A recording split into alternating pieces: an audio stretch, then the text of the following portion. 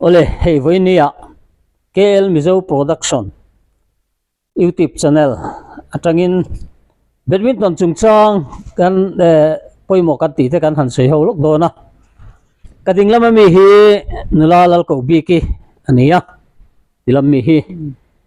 Chuan ka velam mi hi pu albat lal nun lima ania. Ani pani hi voi nia badminton chung chang kan han kom sok don ania. Badminton hi serchip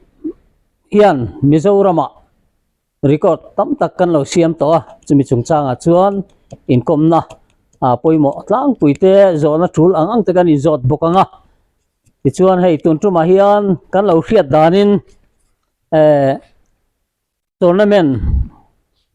ro pui tak buat sai ni in kan lo hria a tuna hian serchip po hian din hun sang tak kan lu ni in hriat ania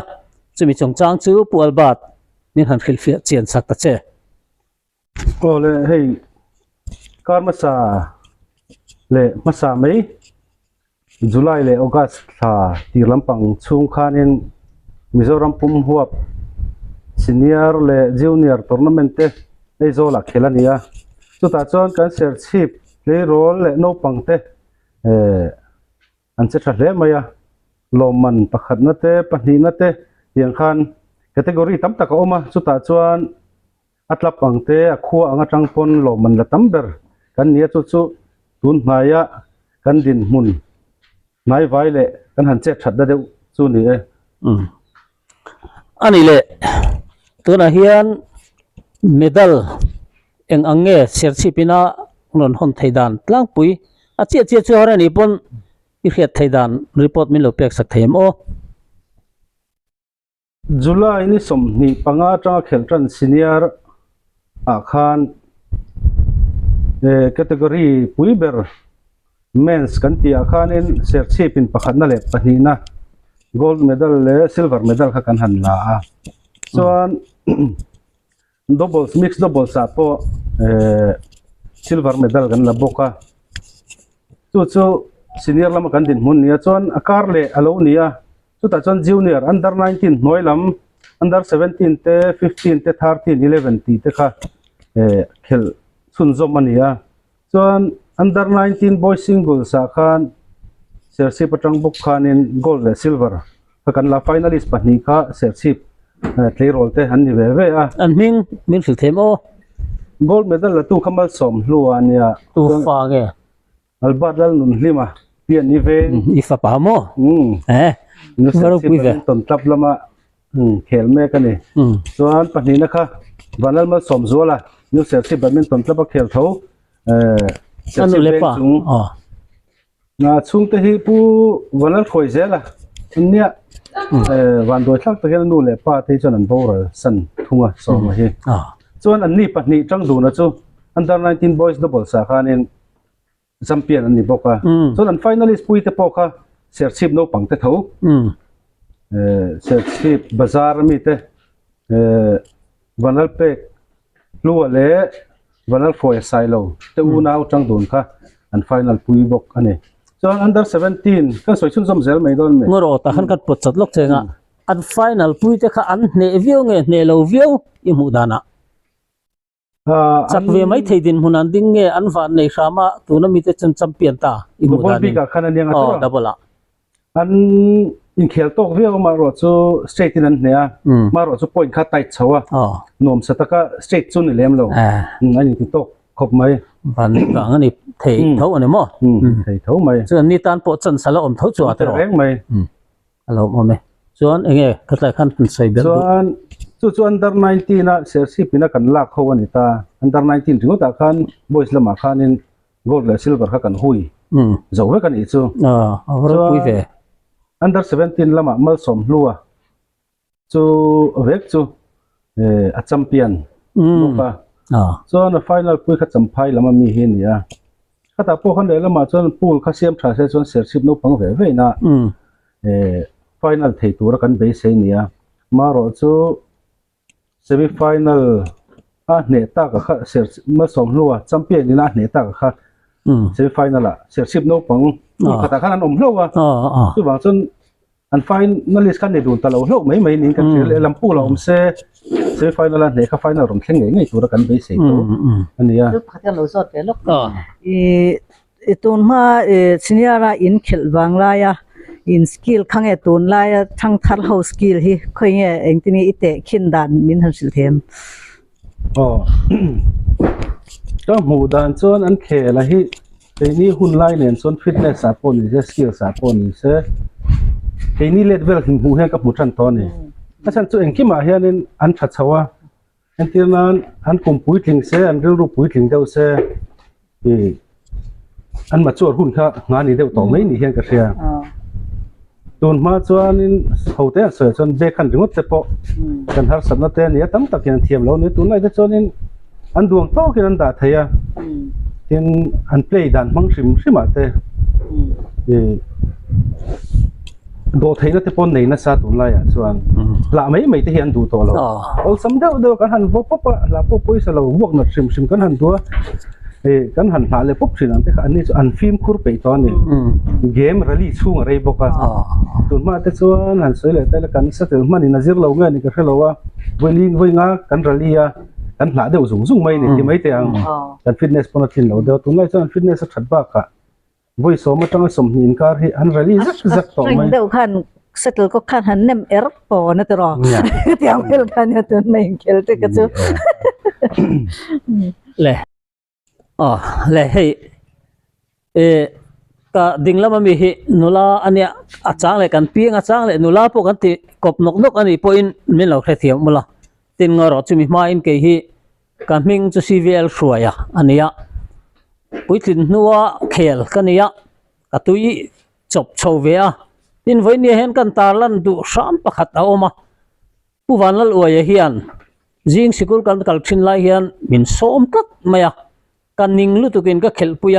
ตุไมนะสาอินที่เห็นก็กัลโชว์เวียตาปุยตินนัวเทียมเราจึงจึงกันหันเขลโชว์เวียช่วยตัวแต่พอกันหันนิชวะทีไรพอเห็นใส่ตัวตั้มตักกันเองมารอจู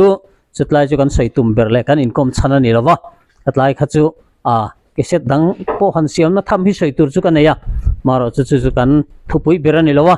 เฮ้กระดิ่งละมามีทุจงคำฮีเลตีหิ้งไอ้ทักกระจากอมตัวเฮ้นุลามากวีอันนี้ฮี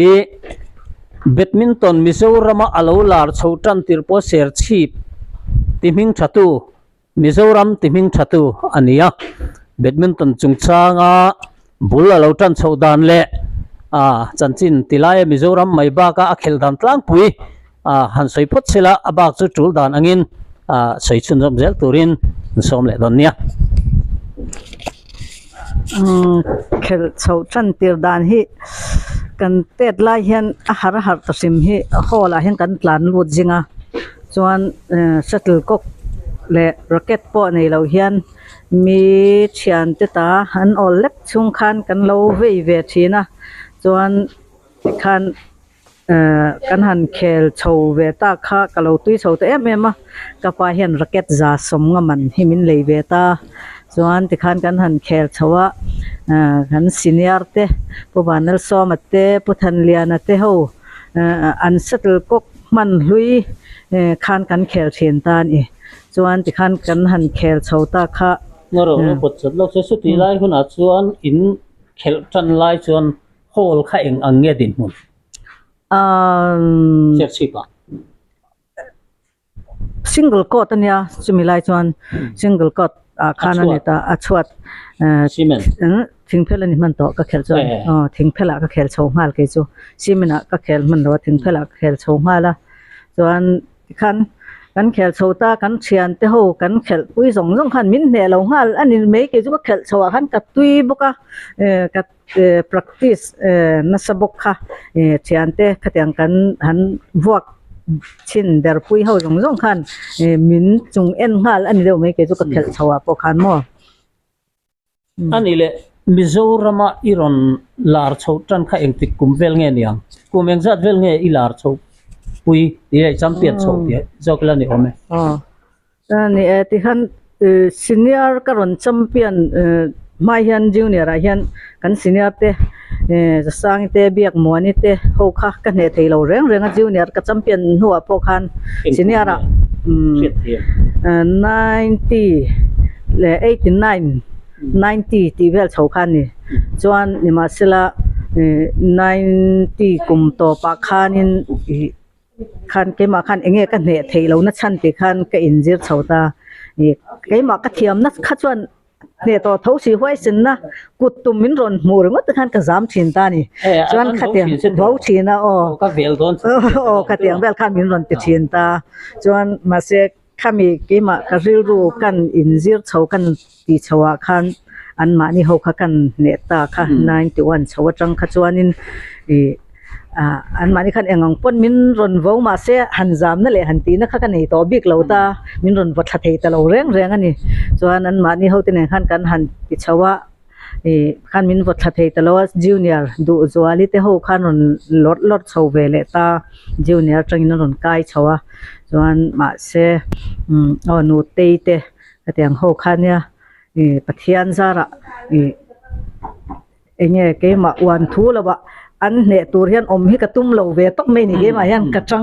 มินรอนพักเทนตัวรอมังค่ะอันอุยรุงตัวให้เกมา practice นะเห็นกะจิระเองอันเงี้ยอันเทียมเราอันเบกขันเงี้ยอันโตสเงี้ยdrop shot ที่กันนี่ชัตาเตียงอ่ะแต่ขันor hena te ka da mo to sakan da be khanam kan da kan drop sothian an la phak lo drop sothi chhal tu ka zir na sata khatiang ro te specialist na hi ne yangai ka tia khatiang chu nang mai ni zir ti nan o hetian ka zir thawa ma se ti pui tu om lo chon drop sothi da cho thei lo da san ban nei ti nei am chung la chon nei son chuang lo hetiang ke men ka tia ka tos pui te ho chang hian ka zir chuan settle kok lo kan coach te tapan te khatiang ho khan om dan tu ti dan tur min sila mit pathum nei ula antia an chu missing le settle kok le kot khami khan concentrate ula anteta chuan chatiang chuan kan han concentrate ta zan kamu po hi ho sile na theng kain khel thin chatiang chu ni ka no ro kok khaya vuak việc dan kok control po hen zir tero zir na sa e kok khaya in khaya khaya hol chunga kan khaya kan volok lo zel mo khatiang te po no ro kan zo bele tok lok du che oma mo ser chip khua bi ka Mizoram badminton tilar tu tela lo ming cha ma sa tu te ming mi lo tel tia tu ko nge im hun so lai bela kan ka han vok pui man chia lo wa du lai te chongji ki te zabiak thara te hi chu kan ala khel ranga wa khan kan khel pui man ta mo du lai te ho kha chu an chol man to pasal te an leya khatiang khania ma se han vok ve zo inter department ate kha chuan kan nei thawa khatiang ho kha zo mai te khatiang ho kha tun ma khel thin ho khan ta kan ma ta ta pon om no te kan ma share chip chu kan shoi kan ma kan hol nei him atanga kan shoi tu te le kan player ta khan an zira nyang tun thleng hian an noi le chong te hianin tian share chip ni ti ming thatua tun thlengin he gan la tang chho ta zel ani kan shoi tu shoi ma sa tu te shoi that na za ra hian ema confidence min pevet ni hian ka sia chu tiang ver chun kho dang point min hlau pha de win ka le nang ma ni wa gen mo share chip ti to hi chuan badminton ai hi chuan hlau ve deu thum ang khop mai tu na hi chuan mo tun tin huna chuan na ro pol ba ta hi gan han zot lenga hey ser chi pa hian eng tik kum atang ni lo om chan kha kum sang ni so mo tang khanin kan lo om het ve deu nang ma ni kho dik in lo no pan line kho yang e huni pan le nur tanga ei zol no pan line thang in khelem ke hi sportman ti la nya ka soi sol vak lo nga badminton tak hi chu ka lu chil tak tak kan concentrate hi chu kum som ni ka chuang to wa kan in bullok hi sport complex deuh hi nia game chi sang hi ka khela volleyball cricket basketball thiam lo lei po ka nei lo wa school ani se athletics sa ting khan kalna pianga baseball nyang chi ka kan nia ai physical thasia ni khopang chu wang chon le lama chuan kan han concentrate no badminton taka zo khena khel lama hian duai kan kal bing har dewa no pan lai cho kan khel thau kan in bula po hol om thawa chuti rol chon chu game dang kha kan khel na salu tu pa chuan kan han khel tak tak no hianin ni turang hi min ni phak tir lo deuh zawk hian Asia no pan lai khel thau kan irol coaching te kan kal ngai lem lo wal chunga ma ni khel kha kan khel ve khan ma ya chung wel chu ni ani chung hun lai chuan settle kok emo racket emo hian enge in mang tha em thalovem har satna enge in to khia da wacha ko mai ve kan han khel chho khanin ka pa hi khel ve thin thau ne badminton te a discipline dang ko hi khel ve thin ne ma ro so an regular lok lem lo wa engma han tho chu le ti kan nei lo ma ro chu a khel thin ho pa ho te pon yang chu khang khan fela kan han khel tak tak nu a po khan racket mi le sak thleng ten settle kok te po yang khanin mi hin pui thina ke mani pol taka racket wal ei ti po hi om lo wa khang khan kan tei ma ka kan ti tha pe ni kha chuan mi khan ngai to sak mai te ko thleng yan yen thom lam pang te po arem chang chang second hand te chang son chen te mi zo rongai o ka kal sak be po mi phe kho kho in ka khoi hun ange chu chu silong han ya mani pol pon in khela ko ka nei chong lo wa lo be lo tin tu mini lo be la sa ve mani chu tro ni tu na ini na idin mun ang in lo po hi I phu ve ni chu alom ome chuan ani le share chi pa I om mu hian badminton lama hian contribution hi eng angzong nge roi tu ate han om te neem eng angin nge tilai share chi pa hian badminton ma son na turin eng angin nge ma ilo la ka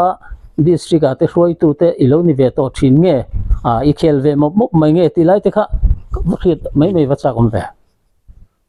so yang khan sang ni le so ma tawin share chi pa kan lo om chho chana town hall hi an la thiat lo chung lai ya kan badminton chung lai chon kan kumpot tam ve le ka atlai tin kha kai khel ve ma ya tin kan mi khol tu big lo wa kan nu puite khuan ni ya ama pon kan lo zin fo wa ya hai khel chawa ni ka kan nu khanin na district ate roi tu ate men thlang chho ve secretary te assistant secretary te ya han post sang kha kan chel ve a zon in kum som chung lai hi chu niang obi post ha ka om ve ne mo yan chung lo pu le coaching te po kan han nei chho bok an chu ani share chi pa hian tilaya badminton ma alo son chho tak le zual na hantila coaching kalpui alo ni ta khian ti jokila ni ome tilai hian eng ang din huna nge ilo in nam noya ilo telve a ilo tha le jung eng angin nge ilo tho cho pui ve le kum sang ni le som pasari ka ani chho le dei to sang ni som pakhat khaning ka hria kan town hall an thia ta ka kha tiang kan hall kha kan nei mu mal lo som don ha sakani tero buk pu te kudam te kan siam chopa tiang kanin puder dur noi te kanin thilo khana kal ve ram ram ani si badminton ka maro chu kha kan tuara kan no pang ron tha chho tur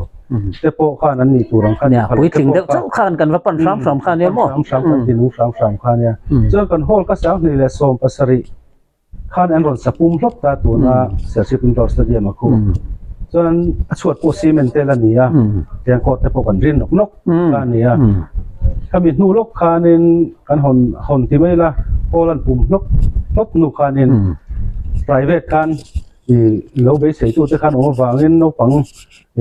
arem chang te kha tin pui thing po du tan kan te coaching kha kan han chan ve ro ya tu chu MBA promotion no ya te po ani boka tin private an kal pui te po kha oma ma se are lo ba ka kan regular lo tuk lo wa so sang ni le som pare ta lo in her chuaka tata trust nei da ti he Mizoram an ron lu ta e badminton lama ma an ron la ton grassroots coaching kha Mizoram hun sang center ten hoa sersi pon ni ka kan chang ve hlawa ta tang khan coaching mu mal takin kan kal pui ta ke ni ko chho te po khel thin po ni mai la ti khan gopi chana tuna India head coach an ya chumi noi chon training te kan nei ya chuan sai lama te po ti han training kan nei se la certificate te po kan han dong chho ve a chuan sang ni som pakua lo in her chu khanin regular le zolin regional development center an tia jing le tlaya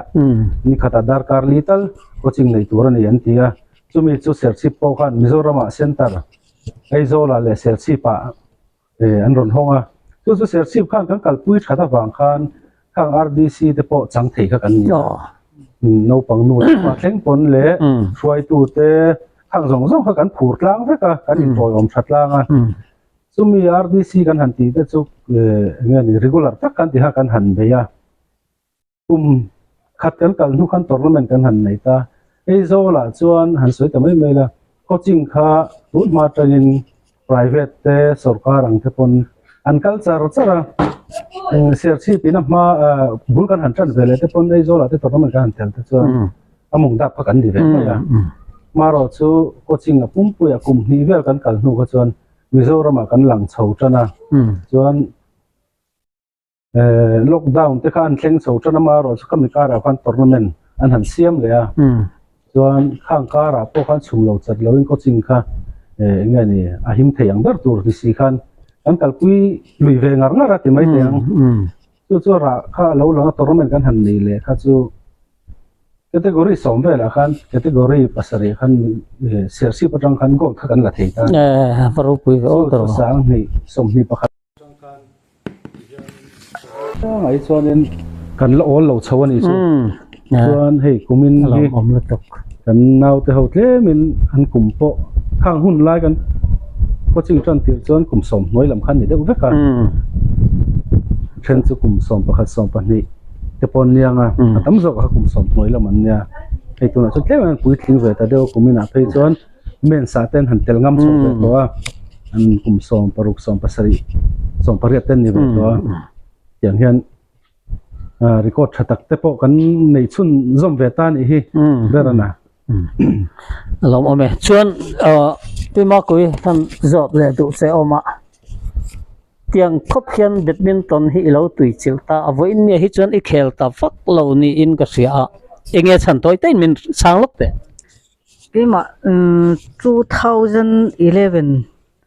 bel tang khan ke ma hi karu hi adik lo chhota ka hnung jang ro hi ma se khan ka om chho in entir point entir chan lo khan chuan chu thau hana chok na nen hian ka om chhota ka ding hlei thei talo ni kot lai han kal pa thian le hanin biak pan minute ni vel te chu ka ding minute ni vel ka din hi chuan ke mai kat neng lo khur ngal ti to chuan thu chungin kong lai pa kan thulok kan te khatia han ti chet te hi ngai thina ka ding hlei thei lawa chuan te khan doctor a kain entira 98% bak damna chan sinei lo an tia khatiang ani kha chuan thakhatal min en kol dam tum te ka han tia chuan thakhat chu tia ngai be se na chuan an tia thakhat therapy nen dam noi nen kan tia engma om zia om chuang lawa chuan min zeita min han zei no hian tuna hian enge taksa han so okte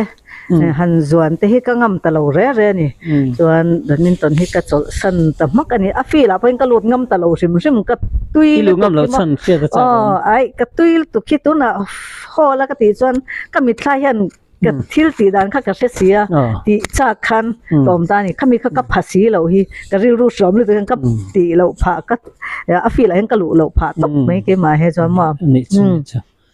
ni lu to kang karing pima koi kha e khel lo chan te kan han ria poi hle maya ti chuan ani le I khel to a riko ti lo siam dan toy kim te vin Mizoram ta na voi exam nge lo fe chua to tin Mizoram a hian champion lalukhum hi ange I lo khum to dan ti le Mizoram ai chua za chu siar se na ni kan ring lo dewa Indiaram ten angin nge lo chua to dan ti kha toy kim doin min han khil thuk te kuna rei lu tuk lo nan single big ka hian Mizoram a hian voi som nga pani ka champion a kum som panga chung hianin tuman min le thal lo ni ka champion na kha kum som panga chung hian hei tuna mi pa te chu an lo rual khata pakhat a champion a tournament le pakhatin aron le thal le a chuan khatiang han anin chok thin ta chuan ke chu khatiang a khan me chia kha min ron le thal tu am lo khan pathian zara ka ti chhota chuan anh ấy chung im mất sẵn hậu chung ai lý rồi răng răng ngay clear lâu đó về hết ta cần u te atang in nia hết ta cần nào te theng in min ron kat khel chung zong khan undefeated in tu na heng ka omani tu man min vot halo ka dam lovin ka undefeated ka omain ka dam lo khan voi khat kan chak lo zoka ma se undefeated ta om ka du wang khan kha champion lai nge ya chol ka du wang khan ala chan sa khan ka chan champion le ani ka dam lo kha tiang ka chat lo to nu khan kan chak lo zawa sabe sim mai tero chuan ka ju women's khami senior ai hianin kan ti lai khan notice te su kan han kal thina pani nate ti ma khan kan han ni ve thina singla tak khizan chu tiangin ka thleng sang lawa chuan national games te kan qualify a chuan 35 kan king chawa khan senior 35 khan India Mizoram ayo khan India khan ka juk represent beta chuan ka juk champion a voi ni ka juk champion a 35 a hian India all India khan chuan international a khan Spain a khan ka han kala chuta chuanin ram thum ka hne a quarter final kalota ta chuan ka chak chho zo talawa ka thleng sang ve khat chuan ke insia ke ma po kalom ve le ani te han thleng thaya in soi sang thai kha chu ro pu hrim pathian aro pui tero ne che pathian wa ne sisel na hau mai thaya khai ama ken te tap ka tum pui da chu kan hetiang fit khat don en mai sun nau pang de kho khan an pu don hetiang vek anya tu na Mizoram ma po ke ai sang vek anya kan ne ho zong zong tu me min he lo tu ho zong zong hi e chu ma se pathian chan pui na he ka dong na se me ma sisel na ka dong sa boka sisel lo te sẽ thiam lâu khapin các thị sel pathian zara các ti top ka wang line ani chu chuan ani pualba ta kan zole du chu kan top don mai to mai anga ti chuan kan top don mai kan zo du chu e pima koi po ka zot du don che lo in ring ola ka zo du chu chu hei hi ni hei set chi pa hian badminton hen kal chawa ti chuan kan nau ten tu na hlotlin na an ron mu chawa chutilai hlotlin nan mu chawa chuan ser chi mai po ni lo big takin ril ro chon ser chi pa kan player te thu cha te chu poi mo lu tuk thawanga maro chu vai huap ang te poina ti thei thowin ka ringa chutilai chu badminton ta na kan khel kan player te ta na ma son na tur le an ta na poi mo ni a I hriat point pani pathum deuh tal chu min lo sei sakte a chan pima kovi kan som bokang chu tiang chaitur chuan walba ta na sei zo hei tun lai thang tharai chuanin an van nei boka coaching mu mal tak in an kal deuh zel to a elama chuan coaching kal le kal lo te po tu coaching hnuaia po ni se no pang he in thlau to a kha pima ko te hun lai te po nia ke ni hun lai te po nia ani te ne po kan khel ho mana Mizoram state te po kan represent ho jak mana ke ni ai senior dei kum som don ke ni na khel ma jok thona chung khan chu ani chu adai rai ani chungo khang lai chuan state kan represent don in kum khata hoi khat coaching te kan kala kar ni khat te kan han kem ve zoka chuan setel kok la ni se national kan man ang kha Mizoram kan mang phalawa dai ji ti te kha tlang puin Mizoram tournament a po kan man kha ni maya maro chu tun lai chon national kan man te state tournament kan man te ai nang tlang vek to a maro chu tuna pui tling tlai khel thin te chon ai quality han niam deuh te po kan vo thawa impo ni sela ni mani na tumren ron na hi player setan chon apoi mo ber maya coaching kal ro ro wa po no pangai thlau thei khop maya kan nau te jinga po thleng sang deuh te engma lawa han chuak ta deuh te tin nia mi zong zong hi a hlotlin thei chuang lawa hlothling tur omang hi chu coach mida tang phei chuan coaching han kal phata te po hian ani chu thleng sang lawang han ti mai thei tur te po hian om thawa chu ti rual chuan be sei lo de wa thleng sang tak hi anom ve thawa ni chu ta chuan in puitling te chuan ti hian ni exercise tan kan khela ni deuh mai chu ti rual chuan in serchip kan van nei na chu kan hruai tu te player shrim shrim puitling zok te po an tha em no pang promote na konga thanem kan ngai ve kan ni kot ken thlengin ngoro ta khan kalo pot chat lok che ta khan hei i badminton game ron kha chiang ve lem lo a chiang lem lo tila an kha chiang thonge ka khelo wa badminton hi chu mi hausa game ani tile mi hausa ho dul kir tire na tur mai melo male an tilai hi enge ngai dani nei min sei saktel te a badminton hi a khel hi kan chikima tuna hian thingtlang kil khor ber thleng hian in an khel vek to ni tin ser chipa khel nge ya po officer chu anom te me umai atam zok hi chu layman engma tho nei lo te po atam zok te po kan ni ma ro chu ni ai khela te kan in du sak tlang te po nianga kan in oi nung thei zel ani tin no pang tun ma notice ser chipa no pang champion ngei te po kha an kho sak har sat zia ka hriani ma se khati chung khan notice a po champion mizoram ate po junior ate po champion an ni theini sersi player ma sa ho kai mani tak po kan tak tak ma khel thin no pang ho under 19 hoilama lo cham thin ho ka tu ma hi kho sak nuam tak an nei awanga champion kha tu man om lo ti hi ka chiang em em mi tum chop mi pek chopa champion ve kan nia ti mai te ang chu lela ma chon officer te pon ni exertan pon an du an khelanga ma se khang khel thin ho khan midang promote na ril ru hi an pu zel te hi chu badminton nom na ni ta khan an khel thei kha tu na po hi tu na po ni ta ka chuan ser chi pina hetianga coaching te mo thata ka badminton kan kal pui thea mizoram ate po hi kumtam ta kan han re dewa mumal ta ka kan han kal puya mizoram kan mingan lan le theina chan te po hi kan officer ho hroi tu fel tak tak wang te hi ani le thung ani chumi le kara chuanin anei lo tan pon in khel hi a in thlarun om ngai lo hrim hrim chu tamzo khi tuna tlai tin han in khel te poi nei lo tak tak ve kan nya nei lo pon in thlarun om chuang lo ma ro chu tam tak ni thomno te hi nia then khat chon to veu turan han ngai an non marking su kan han ti te hi ani lem lo wa non marking su hen cheng sang kai lo ni atamani tun lai thalai tle rol te pon tun lai sni ka chu ai to te de chun bun forong chu kan thalai te son ni anei deu chon man an bun to deu mai nei lo deu chu kan bun man tlom vele mai racket te po sang khat man atanga sing chuang man sing ni chuang man thlenga oma a kha chu mani du dan ang khani zela ni tam tak hian in zuk le muam ti ai hian in I helama ka in sen so hin ala tlem zok te hin ti ve tho ani ngei phanan te pon an mang vetin kan risel na konga kan thante lo tla a khatianga kan han in sum na te zuk le muam kan ti lo na te e kan bp sang tur te lo veng theina china lo nei ta a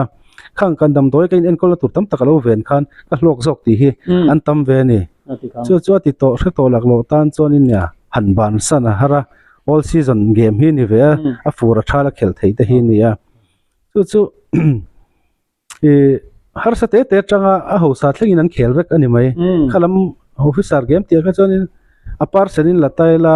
a khel zong zong za changa somba ki officer takhi chu ni lawanga abak zong kha chu mi pa ngai kho sak pa ngai ko sa ve tok tok kan ni deu ma zo khen ka ria lom ome officer ho dul kiar ti re na lang ha chu ni lem lo ne mo tro ni lo khop mai atin a khel zong zo ki officer an ni lo ti na a chiang kro kain po hei tun thleng kan khela kan officer leina ke ni te po kan ni bi atro bima go te po officer kan ni wanga khel kan ni lo ni chuang lo kan a lo khel thei ti kha ke ma ni hian mani game tuina zong ta kha kan khel ani ve hlom mai ni e tro nia chu ka sei tong khan polite game smart game kan si an che kan khan kan in khel to na kan in fi zo na ti khan a lo khel ho thei zel mai a anei lo deu te khan anei deu te nen khan in fi zo nin ro chu chu nia ni le pi ma ko bi enge badminton khel tur ho a no pang te a kan player te a hian thu cha du lang e nei lang pui a ser chip big po idu le huam la du le a zoram pum huap te po in idu le huam la player te ta na poimo iti point pathum pali vel sahit nurse tur han o sok ta ne poimo han ti han kan poimo ti te hi adang vet me he chon ke ma bi ka chon ama sa chon pathian chi hi a poimo ka tia an chu pathian kan tri chuan thlem tu chi sang sang mihring nuna chuan a ron kala khatiang do zo thei tur chuan pathian kan tri kha chuan engkima hian kan do zo the ani thlem na te sual local te kan riru kan ngai to na kan ma thil ron chopa teng te po khateng te po do zo na te chel na te kan nei ani pathian atangin ti kha kha pathian hi chi masa se chu chu apoimo a chuan panina chuan discipline hi ngai poimo se tin hun hi wang dik em se hi poimo lu to ka hemi kan an von dik hi chuanin engkima anin control the ani kati ve tata chuan taimak na an poimo em a in nachina kan hun mana ka soi mai thil pakhat ma ka em chu kan eile in chungchanga hian hi kan in control poimo em a kan pum kan exer lak na sat ten kan pum te a chung te alo no ta khata khan thil hat enge mon thak lutuk te enge thil hang lutuk te thil thlum lutuk te etiang te lo hi poimo em a kan taksa kan ko chung hi no lu to kan ha lu tu hian chuan chetiang chu in sum theina te tun lai enge junk food spicy ti te an in se me tiang tiang te hi kan taksa nakin lo ga chuan pum ulcer nei na te hetiang te a thlen theya chuan kemelawa chuan kan taksa min ti chak tu atana tha ke ma ka ti em chu bong nu te kan bong lian nu te nge hemi an packing local lo ta za hetiang vel ni lo kan mi zo bong nu te nge hi hemi kan taksa kan chak nei min ti fe lu tu ka hi ka in na sal du ka mo hi hian I taksa fe na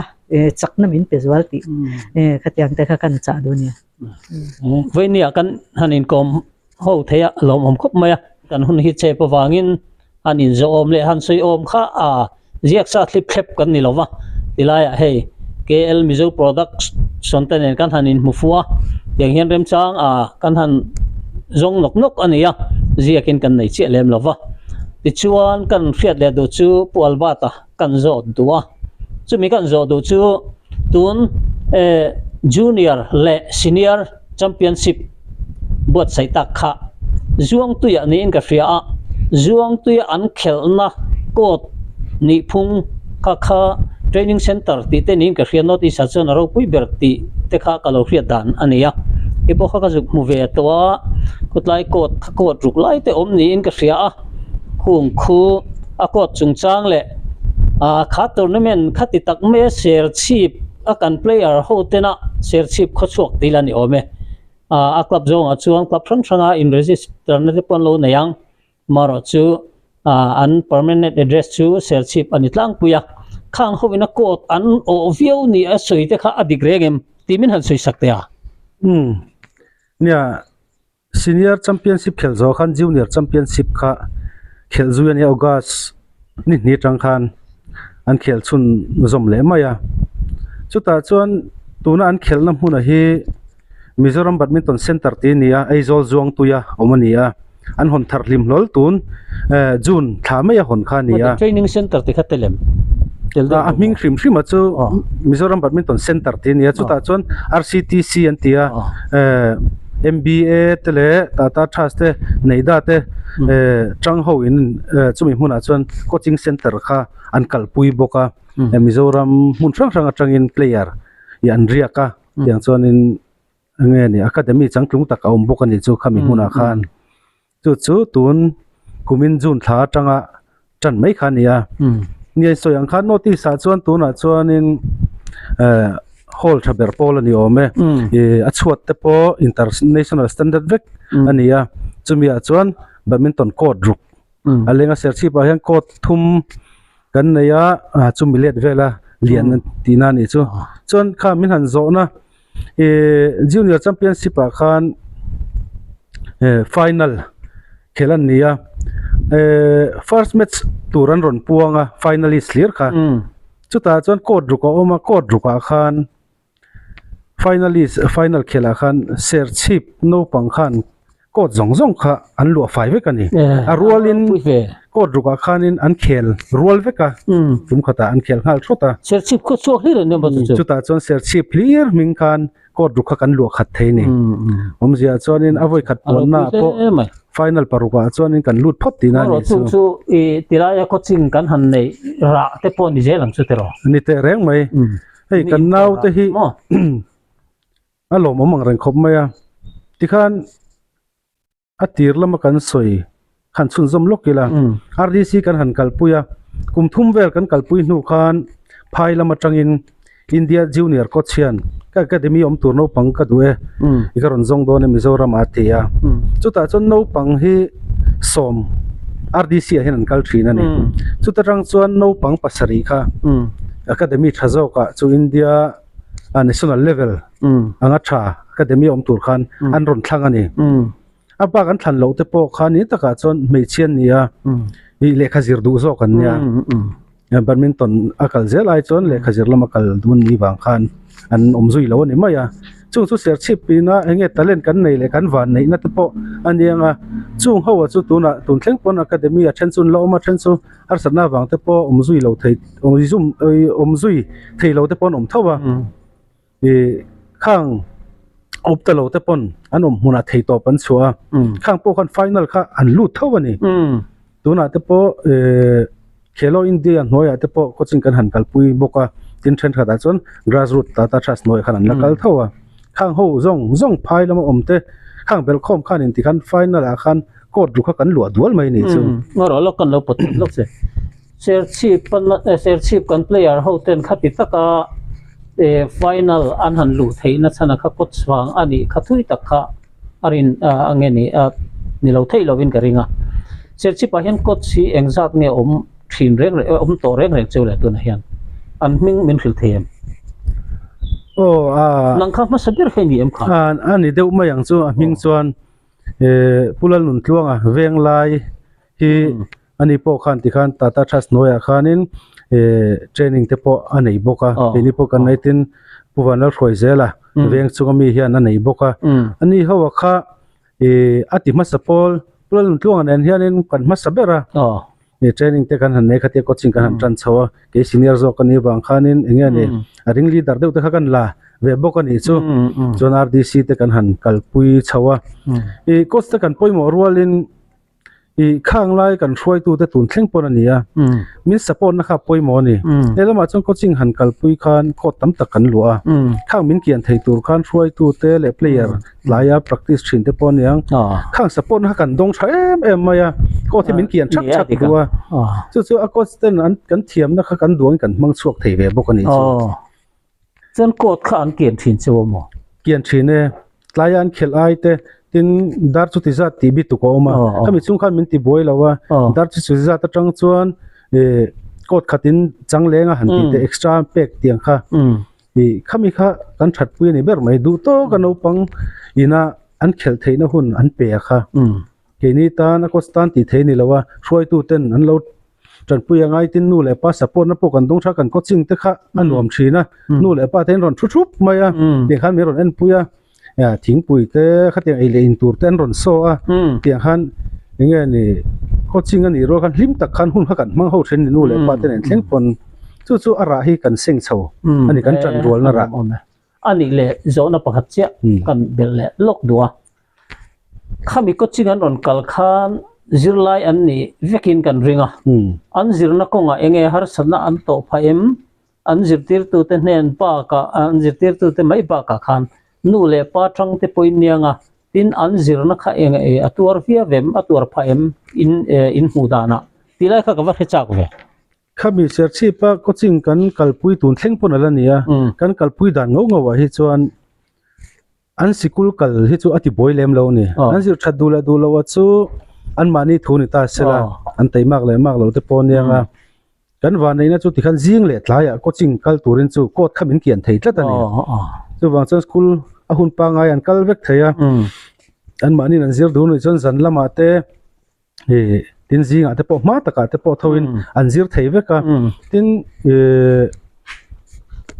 an lekha zir chung po khan tu ma kha fel phan ngai lem lo chu ti mo ma ro chu nya han ti tha u chuak chu an ni hran lo mai theya ma ro chu tu ma pol son thei lo kho ba han fel ti te kha an ngai lem lo tu thleng pon alo mu le mai nghe phim mà coi thu hắn soi bel du deuh te nei em tu na kan han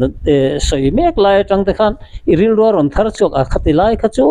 han ti te in em le o kan top don nai to nga nation le acha to ke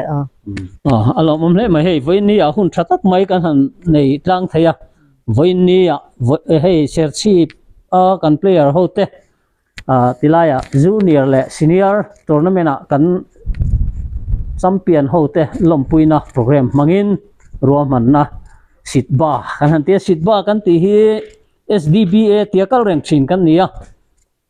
ma se SDBA han ti hi Mizoram badminton tournament a trum hian kornhunga SDBA kan han te sai ha zo nge ser chip sok ti kha lo chiang mo khop mai kha lo nia tuna chun sai tual te polo piang ta zera district chu wangin SDBA han ti ngot kha a khoi zo nge chian lo wangin MBA khan tilai hi siam rem te u an tia chuan kan an siam rema ke ni chuan kan SDBA ti thina kha chang lovin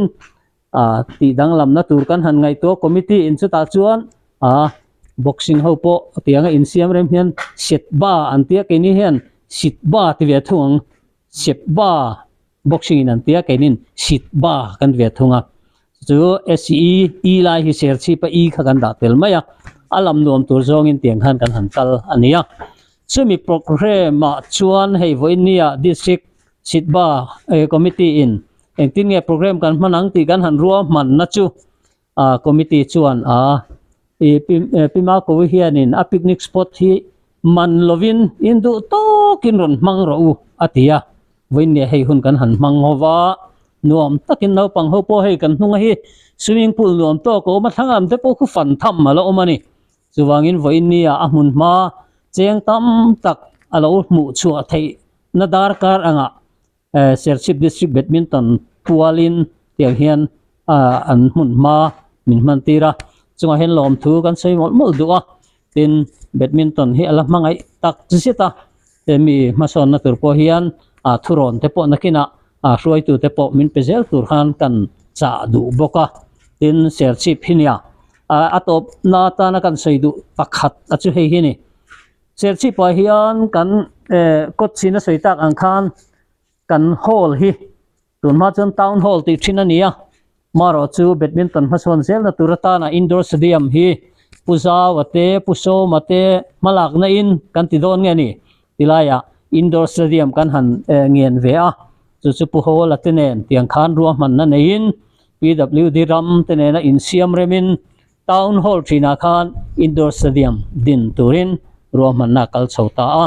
tiang son indoor stadium kan han du sia wangin kan town hall kha kan thiata ta chuan indoor stadium ruam man alo ni ta a chuti mek lai chuan satilai a new serchip hall kha an lo upat ve deuh to boka wang khan a rual kha an thiata ni chuwang sun rei fe mai kha in khelna nei lovin kan han bai vaya nisina kan kot chena soita ang khan new serchip a book we go down an electric channel da khomna sing hoin kan va in khel changa chunga chamnau pang te poin an tuar kan nau ten an tuar chuta chuan he indoor stadium kan han nei chho tan dona kan sport council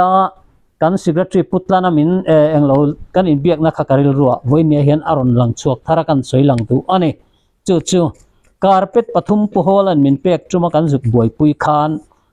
aban tur hi kan nei lo cha tel lova te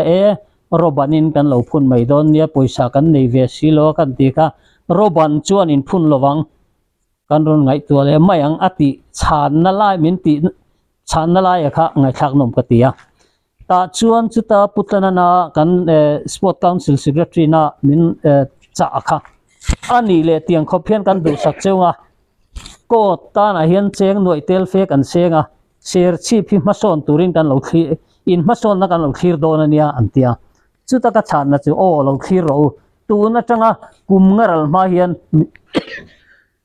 Mizoram hian badminton hian kan on lang chuak le ang ka tilai kha